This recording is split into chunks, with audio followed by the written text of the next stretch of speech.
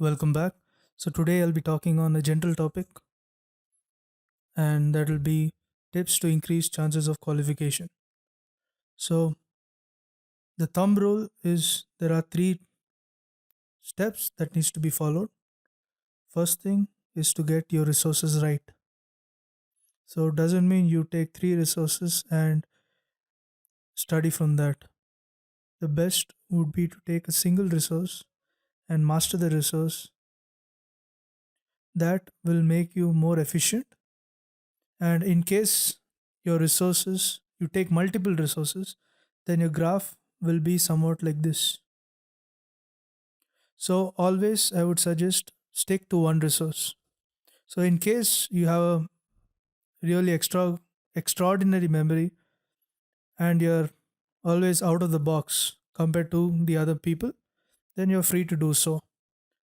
And while doing this, always stick to your basics.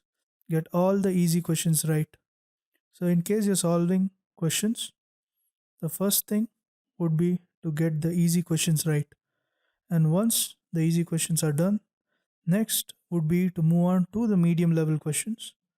And once the medium level is also done, then you need to be progressing to the hard level questions. So, in case you're preparing for an exam, doesn't mean you just sit and memorize 50 hard questions.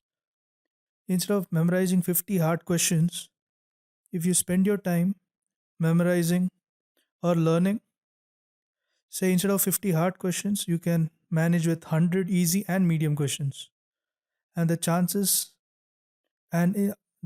of the easy and medium questions coming in the exam are more compared to the hard questions. And in case you think that I have so many portions left and I have to be completing it, it is almost impossible to do that. So, for an example, let's take chess. So, we know that the champion is Magnus Carlsen.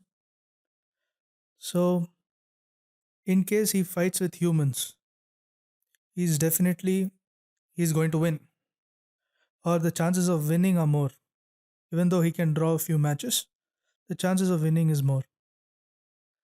The same thing if he faces a computer, no matter even if he's number one, he is going to lose. Similar thing comes to the exam. In case if you are very good in the exam, extraordinary, there will be few questions which cannot be answered by all. So there is no point in wasting time for these hard level questions. So it would be better to stick to the basics, get it done, then go with the medium, then go with the advanced. So this is the ideal procedure. So first thing again is get the resource right, stick to the basics, and follow a step ladder method that is easy, medium, and then go move on to the hard questions. Next is timetable. So all of us need to follow our timetable. So the main problem is procrastination, and all of us do it. First thing would be to stick with the timetable. Doesn't matter if you have a very good or brilliant IQ. It doesn't matter in case of examinations. All you need to do is just sit and memorize content and produce it.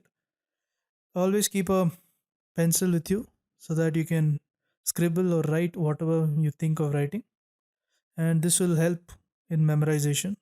So more than reading it out, if you write it, it will be easier. So in case you are like the time is very short and I need to read, then you can do so. But in case you have a very long time, if you write it, it's going to be very easy to revise. So the second thing what I told is timetable. So stick with the timetable. Next would be just studying is not enough. So suppose you take 30 minutes. So I would suggest just glance through the content for like 10 minutes, and after glancing the content for 10 minutes, then you can move on and solve questions for 20 minutes. So if you solve questions for 20 minutes, it is going to help you. And more than the study of the questions, study of the content, it is more important to practice the questions so that you know what is being asked. So there's no point in studying basic definitions. That is not what they test. It's more concept oriented. So as you practice more questions, it will be very easy. So just to summarize, get your resources right, put a timetable, study regularly, and then put questions and make your concepts strong. Thank you.